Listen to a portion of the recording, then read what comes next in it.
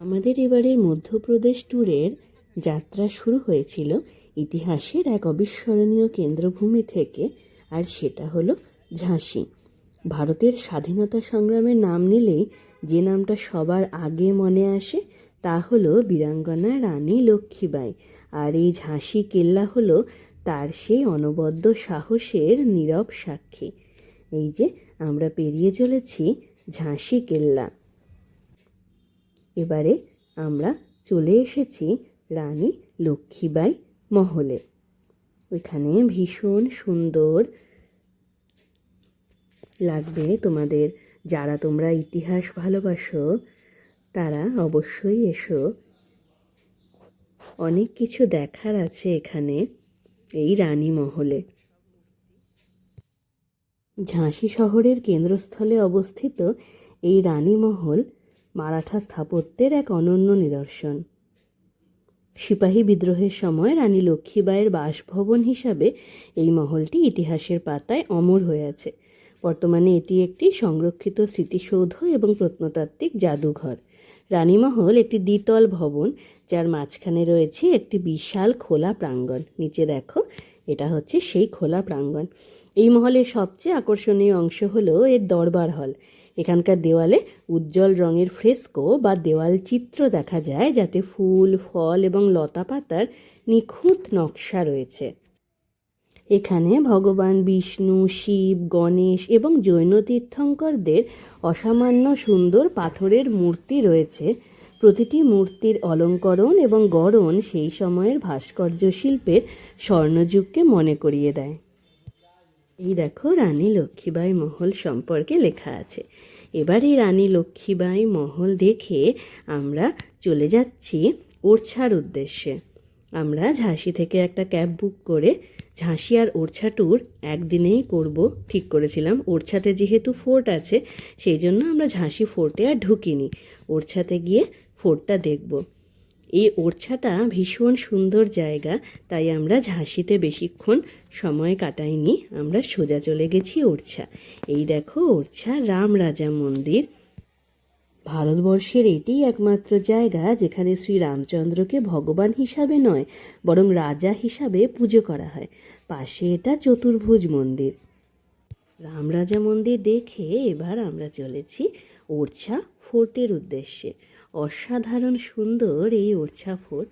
এই দেখো, এইটা ফোর্টের প্রবেশদ্বার। এই বিশাল প্রবেশদ্বার যেন অতীতের কত কথা বলে যাচ্ছে। আয়েশ একটু ক্লান্ত হয়ে পড়েছে, তাই একটু রেস্ট নিচ্ছে, আর ওর বাবা টিকিট কাটতে গেছে। এই ওরছা ফোর্টে প্রবেশের জন্য টিকিট কেটে প্রবেশ করতে হয়। এই ফোর্ট কমপ্লেক্স অসাধারণ। 1501 সালে রুদ্রপ্রতাপ সিং এই দুর্গের ভিত্তিপ্রস্তর স্থাপন করেছিলেন। এই চত্বরের প্রধান আকর্ষণ হলো রাজামহল এবং জাহাঙ্গীর মহল। এখানকার দেওয়ালে ফ্রেস্কো পেন্টিংগুলো দেখো, কয়েকশো বছর পার হয়ে গেলেও এর উজ্জ্বলতা এখনও অবাক করার মতো। কি সুন্দর কারুকার্য! দেখো কি সুন্দর লাগছে মহলটা।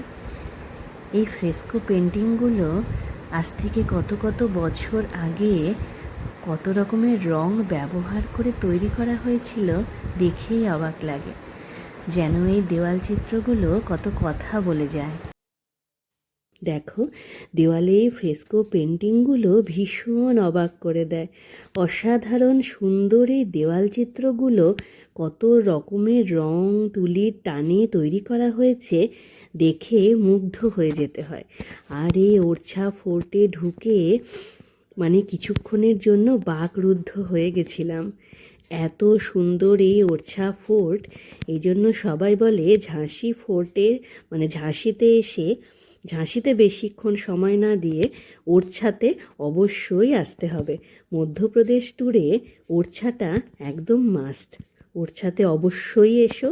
ওরছার এই কেল্লা যারা ইতিহাস ভালোবাসো, ইতিহাসকে ছুঁয়ে দেখতে চাও, তাদের ভীষণ টানবে, ভীষণ ভীষণ ভালো লাগবে। এক কথায় অনবদ্য। এটা হলো জাহাঙ্গীর মহল। আজ তোমার জাহাঙ্গীর মহলটা কেমন লাগছে? ক্যামেরার দিকে তাকিয়ে বলো, কেমন লাগছে জাহাঙ্গীর মহল? ওর সাথে আছে এই जहांगीर महल। हेलो दोस्तों, देखिए हम लोग अभी खड़े हैं ओरछा फोर्ट में। ये है ओरछा फोर्ट, पूरा सुंदर सा ओरछा फोर्ट। ये फोर्ट, ये महल को कहते हैं जहांगीर महल। বন্ধুরা, আমরা দাঁড়িয়ে আছি এখন ওরছা ফোর্টে। ভীষণ সুন্দর বুন্দেলা রাজাদের দ্বারা তৈরি এই ওরছা ফোর্ট। খুব ভালো লাগলো এই ওরছা ফোর্টে। দেখুন এই মহলটা যেটা, সেটা হচ্ছে জাহাঙ্গীর মহল। আমরা রাজা মহলটা দেখে এসেছি, এখন আমরা আছি জাহাঙ্গীর মহলে। আমাদের ভিডিও দেখতে থাকুন, আমরা পুরো ওরছা ফোর্টটা ঘুরে ঘুরে দেখাচ্ছি আপনাদেরকে। কি হাওয়া দেখো তো এখানে। আর এই যে নিচে দেখছো, এটা তো রাজাদের বিভিন্ন মহল ছিল। হ্যাঁ হ্যাঁ, নিচে এগুলো মহল বিভিন্ন রকম। ওই যে নদী যাচ্ছে একটা, ওটা সেই বেতোয়া নদী।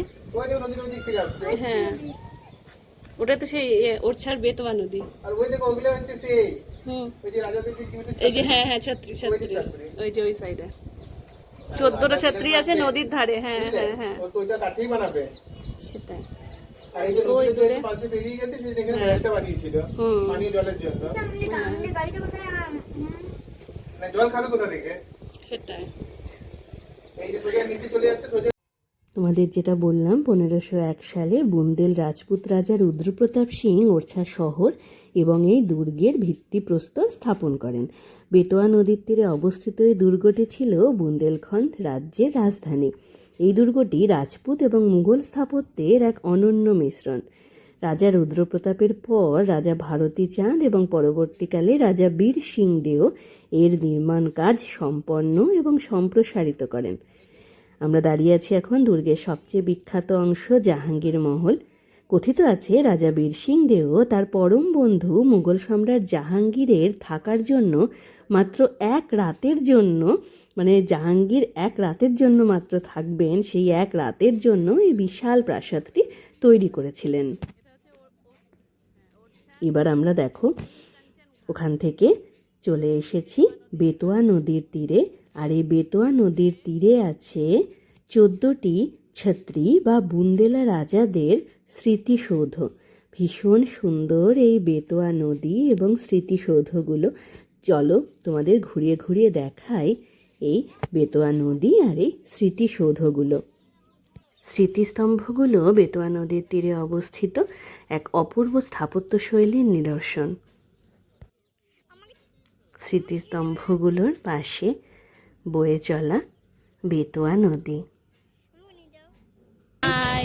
আমরা আছি এখন ওরছাতে বেতোয়া নদী। বেতোয়া নদী এখন বেতোয়া নদীর ধারে। এই যে পিছনে ছাত্রী, এই যে আয়েশ, আয়েশ হাই করে দাও, আয়েশ হাই। চলো এবার তোমাদের বেতোয়া নদীটা দেখাই। ওই যে শোনো, এদিক থেকে গিয়ে একবার গিয়ে ওই ব্রিজটার কাছে ঘুরিয়ে আবার এনে দেবে। এই যে এটা হচ্ছে বেতোয়া নদীতে বোটিং এর সিস্টেম আছে, বোটিং করছে। ওই যে এখানে বোটিং এর টিকিট কাটা হচ্ছে। ওই যে বেতোয়া নদীতে বোটিং চলছে। এগুলি সাধারণ সমাধি নয়। হিন্দু রাজকীয় প্রথা অনুযায়ী বুন্দেলখণ্ডের রাজাদের দাহ করার পর তাদের স্মৃতির উদ্দেশ্যে এই স্মৃতিস্তম্ভগুলি তৈরি করা হয়েছিল। এখানে মোট 14টি ছত্রী রয়েছে। ওরছার ছত্রীগুলি অনেকটা মন্দিরের মতো দেখতে। এর গঠনশৈলীতে ইন্দো ইসলামিক এবং রাজপুত স্থাপত্যের এক অদ্ভুত মেলবন্ধন দেখা যায়। এগুলি মূলত উঁচু প্ল্যাটফর্মের উপর নির্মিত। প্রতিটি ছত্রীর চূড়া বা গম্বুজগুলো মন্দিরের শিখরের মতো, যা ওরছার আকাশ রেখাকে এক অনবদ্য রূপ দেয়। সবচেয়ে বড় এবং সুন্দর ছত্রীটি হলো রাজা বীর সিং দেওর ছত্রী। এই যে রাজা বীর সিং ছিল, সে জাহাঙ্গীরকে বাঁচিয়েছিল। আকবরের পর যে জাহাঙ্গীর রাজা হবে তার তো কোনো ঠিক ছিল না, তো নিজেদের ভাইদের মধ্যে ওদের লড়াই হচ্ছিল। তখন সেই বীর সিং সাহায্য করেছিল জাহাঙ্গীরকে এই রাজা হওয়ার জন্য, বাকি ভাইদের সঙ্গে লড়াই করে যাতে জাহাঙ্গীর রাজা হতে পারে। তো তো সেই জন্য সেই যেহেতু জাহাঙ্গীরকে বাঁচিয়েছিল, লড়াইয়ে সাহায্য করেছিল, ও রাজা হতে সাহায্য করেছিল, সেই জন্য ওকে পরম মিত্র মেনেছিল। এবং সে পরম মিত্র হিসাবে ও বলেছে তুই যা পারবি কর, তো যত পয়সা পাতি লেগে সব আমি দিচ্ছি। দিয়ে ওর সব জাহাঙ্গীরের পয়সা পাতি দিয়ে বীর সিংহ এই পুরো ওরছা সাম্রাজ্য, মহল টেল সব বানিয়েছে। আচ্ছা আচ্ছা। এবং ওরা যতদিন বেঁচে ছিল ততদিন ভালো বন্ধু ছিল। বাহ, আচ্ছা আচ্ছা। হ্যালো, আমরা এখন চলে এসেছি ওরছাতে, বেতোয়া নদীর ধারে। এই যেটা দেখছো তোমরা, এটা হচ্ছে বেতোয়া নদী, কাঞ্চন ঘাট বলা হয় এটাকে। ভীষণ সুন্দর। এখানে বুন্দেলা রাজাদের সমাধি স্থান, কয়েকজন বুন্দেলা রাজা সমাধি ক্ষেত্র। এটা দেখো বেতোয়া নদী, ভীষণ সুন্দর। এই যে এবারে তোমরা এগুলো যেগুলো দেখছো, এগুলো সব হচ্ছে বুন্দেলা রাজাদের সিনোডি, এটাকে বলা হয় ছত্রী। এখান থেকে দেখো ভীষণ সুন্দর। আর এখানে রন্ধে রন্ধে কথা বলে, অসাধারণ ছত্রীগুলো। সময় এখানে কী করে কি পেরিয়ে যায় বোঝাই যায় না। এটা হলো ওরছা বেতোয়া ঘাট। ওরছা এলে অবশ্যই তোমরা এই বেতোয়া ঘাটে এসো। এই স্মৃতিস্তম্ভগুলো বেতোয়া নদীর কাঞ্চনা ঘাটে অবস্থিত। নদীর শান্ত প্রবাহ আর ধূসর পাথরের এই বিশাল ছাত্রীগুলি মিলে এক মায়াবী পরিবেশ তৈরি করে। বিশেষ করে সূর্যাস্তের সময় যখন পড়ন্ত রোদ এই পাথরগুলোর উপর পড়ে, তখন পুরো এলাকাটি সোনালি রঙের দেখায়। বর্তমানে ওরছার এই ছাত্রীগুলি বিপন্ন প্রজাতির শকুনের অন্যতম প্রধান আবাসস্থল।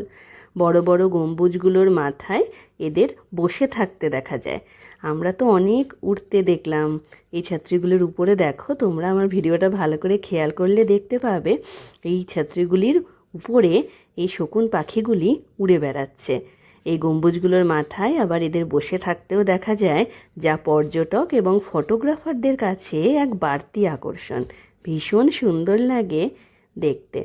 এই যে আমরা এবার একটুখানি সবাই মিলে ভিডিওগ্রাফি করতে শুরু করেছি।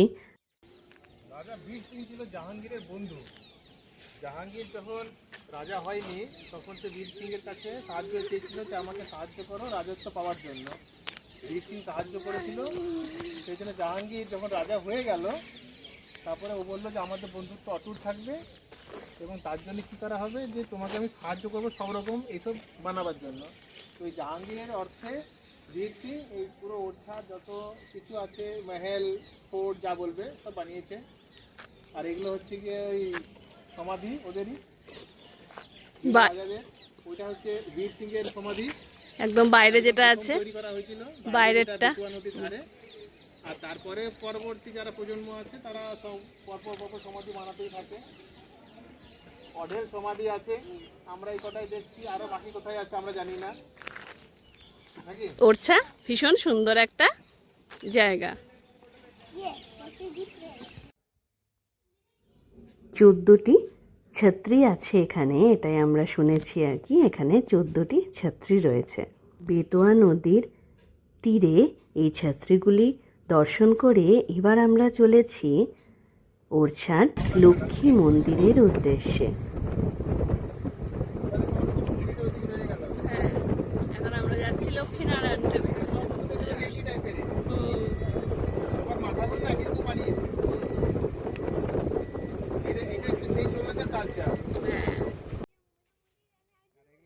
মধ্যপ্রদেশের এই ওরছায় অবস্থিত লক্ষ্মী মন্দির তার অনন্য স্থাপত্যশৈলীর জন্য বিখ্যাত। 1605 সালে রাজা বীর সিং দেও এই মন্দিরটি নির্মাণ করেন। দেখো এই মন্দিরটি একটি দুর্গের মতো দেখতে। এর গঠন অনেকটা ত্রিভুজাকার, ভীষণ সুন্দর। একটি টিলার উপরে এই মন্দিরটি। দেখে মন্দির মনে হবে না, দেখে মনে হবে কোনো দুর্গ। হ্যাঁ, সেটা হচ্ছে কি জাহাঙ্গীর মহল। আচ্ছা। তার নিচে দেখো একটা ফ্ল্যাট দেখা যাচ্ছে, ফ্ল্যাট বিল্ডিং টাইপের, হ্যাঁ ওটা হচ্ছে রাজা মহল। হ্যাঁ তার ঠিক একটু আগেটাতে দেখো তিনখানে মাথা দেখা যাচ্ছে হ্যাঁ কমলা রঙের, হ্যাঁ, সেটা হচ্ছে কি সেই রাম রাজার টেম্পল। আচ্ছা। হ্যাঁ, তার পাশে পাশে একটু আগে এসে আরো হ্যাঁ লম্বা কোনাকুনি দেখা যাচ্ছে যেটা, হ্যাঁ এটা হচ্ছে চতুর্ভুজ টেম্পল। হ্যাঁ আর এই পাশে যেটা দেখা যাচ্ছে, এই পাশে যেগুলো, হ্যাঁ এগুলো হচ্ছে কি ছাত্রী। হ্যাঁ, ছাত্রগুলো যে ঘুরে এলাম আমরা। আমরা চলে এসেছি এখন লক্ষ্মীনারায়ণ মন্দির। মন্দিরে। অ্যাকচুয়ালি এটাকে লক্ষ্মী মন্দির বলে, লক্ষ্মী মন্দিরই কেউ কেউ বলছে। লক্ষ্মীনারায়ণ মন্দিরও বলে। হ্যাঁ, চলো পড়ো।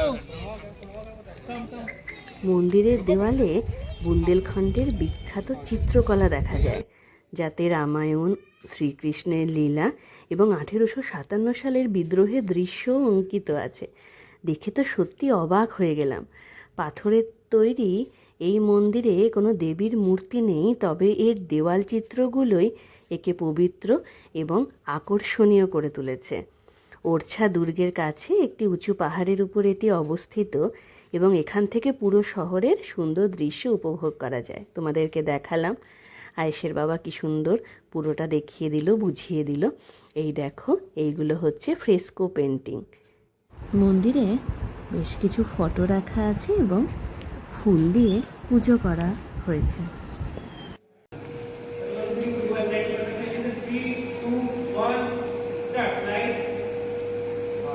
তুমি এখানকার একবার পেন্টিংটা দেখো। আমরা এর আগে কত জায়গায় ঘুরেছি, হ্যাঁ, দিল্লি লালকেল্লা দেখেছি, সেখানে কিন্তু এরকম কোনো পেন্টিং নেই, যে আর্ট যাকে বলে সেই আর্টটা আমরা এখানে দেখতে পাচ্ছি।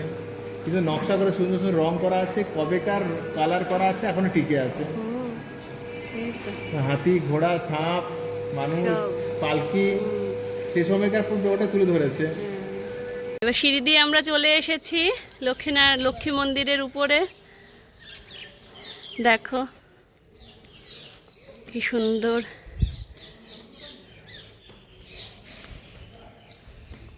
অসাধারণ।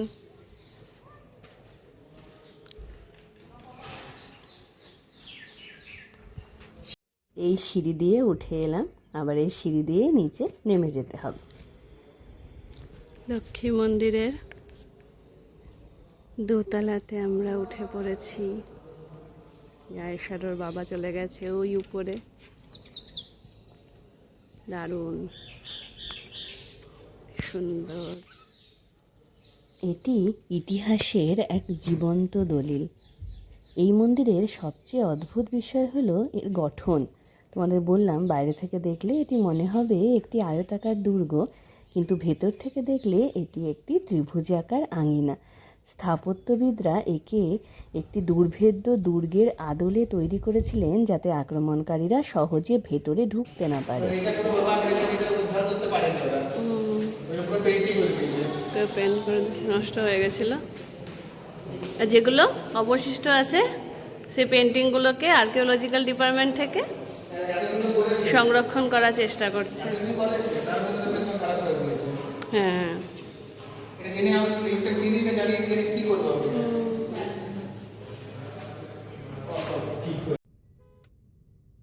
ছাড় সমস্ত দর্শনীয় স্থান পরিদর্শন করে আমরা এবার চলেছি ঝাঁসি স্টেশনের উদ্দেশ্যে। ঝাঁসি স্টেশনে আমাদের গাড়ি ড্রপ করবে। আমরা ঝাঁসি থেকে সকালবেলা গাড়ি বুক করেছিলাম, সেই ক্যাব সার্ভিসে আমরা কথা বলে বুক করে নিয়েছিলাম, এবং ঝাঁসি আর ওরছা ট্যুর ছিল একদিনের। তো ঝাঁসিটা যেহেতু বেশিক্ষণ আমরা সময় দিইনি, যেহেতু ওরছাটা সুন্দর, সেই জন্য আমরা ওরছার উপরে বেশি গুরুত্ব দিয়েছিলাম। তো এবারে আমাদের ঘোরা হয়ে গেছে, এবারে আমরা যাচ্ছি ঝাঁসি স্টেশনের উদ্দেশ্যে। মন ভরে গেল ওরছা ঘুরে, ভীষণ সুন্দর এই ওরছা। ঝাঁসি এলে তোমরা ওরছাটা কিন্তু মিস করো না, একদম ওরছা অবশ্যই এসো। বিকেল হয়ে গেছে, পরন্ত বিকেলের আলোয় আমরা এবার চললাম ঝাঁসি রেলওয়ে জাংশন। এবারে সেখান থেকে আমাদের ট্রেন রাতের বেলায় আমরা রওনা দেব গোয়ালিয়রের উদ্দেশ্যে। আমাদের এই মধ্যপ্রদেশ ট্যুরের সব ভিডিও আমি তোমাদের সামনে আনবো, তোমাদের অনেক হেল্প হবে। তো ঝাঁসি থেকে আমাদের ট্যুর শুরু হয়েছিল, আসানসোল থেকে ঝাঁসি, তারপর ঝাঁসি থেকে গোয়ালিয়র, গোয়ালিয়র থেকে খাজুরাহো, আর খাজুরাহো থেকে জব্বলপুর হয়ে আমরা আবার আসানসোলে ফিরে এসেছিলাম। এই যে চলে এসেছি আমরা বীরাঙ্গনা লক্ষ্মীবাই ঝাঁসি জাংশনে। আয়েশার ওর বাবা দাঁড়িয়ে আছে। আমরা এখন লাউঞ্জে গিয়ে রেস্ট নেব, কারণ রাতের দিকে আমাদের ট্রেন, সেই জন্য ওখানে আমরা এখন বিকেলে স্টেশনের বাইরে একটুখানি ভিডিও করে নিচ্ছি। ওই দেখো কি সুন্দর লেখা আছে, আই লাভ ঝাঁসি। এই যে বীরাঙ্গনা লক্ষ্মীবাই ঝাঁসি, ভীষণ সুন্দর লাগলো। আর এই ট্যুরটা আমাদের ভীষণ ভালো, তোমাদেরও ভীষণ ভালো লাগবে। ওরছা দেখে মন প্রাণ মুগ্ধ হয়ে গেল। এই যে আয়েশের এবারে খুব ইচ্ছে হয়েছে ও লাগেজ ক্যারি করবে, তো বলছে আমি ব্যাগটাকে টানবো। আমি বললাম পারবে না, তো প্রথমবার ওর খুব ইচ্ছে হয়েছে ব্যাগ টানার। তো এতদিন এমনি আমরা অনেক জায়গায় বেরিয়েছি, ও ব্যাগ টানেনি, এবার ওর মনে হয়েছে আমি একটু বড় হয়ে গেছি তো ব্যাগ টানবো। বেশ সুন্দর গুটি গুটি পায়ে ব্যাগ নিয়ে আয়েশ এগিয়ে চলেছে। এই দেখো আমরা পৌঁছে গেলাম ঝাঁসি জাংশনের সেলিব্রেশন লাউঞ্জে। লাউঞ্জটা ভীষণ সুন্দর, রেস্ট নেওয়ার জন্য খুব উপযুক্ত। এখানে সময়টা কিভাবে পেরিয়ে যাবে বোঝাই যাবে না। আমরা প্রায় 4 ঘন্টা মতো ছিলাম, ঘন্টার হিসাবে এখানে টাকা পে করতে হয়। তো বেশ সুন্দর এসি লাউঞ্জ, দারুণ ব্যবস্থাপনা, অনেকজন এখানে একসঙ্গে রেস্ট নিতে পারে। তো আমরাও একটু রিল্যাক্স হচ্ছিলাম সবাই মিলে।